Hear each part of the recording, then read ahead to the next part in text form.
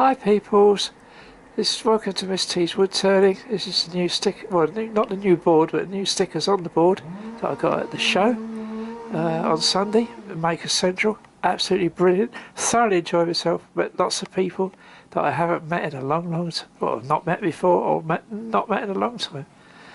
So we have a new proper metal stand for the bandsaw, which was an old pillar drill which didn't work.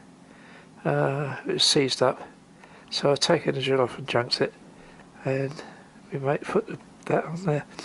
And there's bits of wood, some new shelving, all the gradually getting organised. But some boxes I need to get to put the bushes in for the pen making.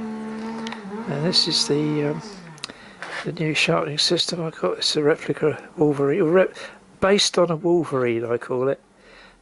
Interesting little item over there. It's a Titan chuck, one of the early Titan chucks. But yeah, it still works and it's very good. And this is the very speed control from Speed Genie from Haydock Converters. It's made the lathe like a new lathe. It's a different lathe altogether. This is the latest work in progress rather, which is going to be. I think it's Iroko. I'm not sure. It's very difficult to turn, very dry and dusty, so you have to wear a mask all the time. It's going to be. I'm going to colour the top.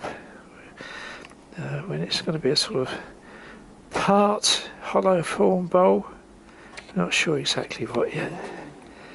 And this is the old Clark lathe I had, which was a horrible thing, but it's now doing absolutely sterling service as a bench grinder.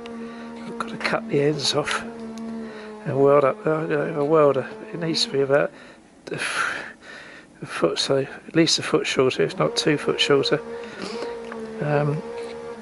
And that there is an old double glazed window I got from the house up the road, which is being rebuilt, and we're going to replace this old plexiglass window, which is rotten framed and it's broken and cracked and it's in a mess.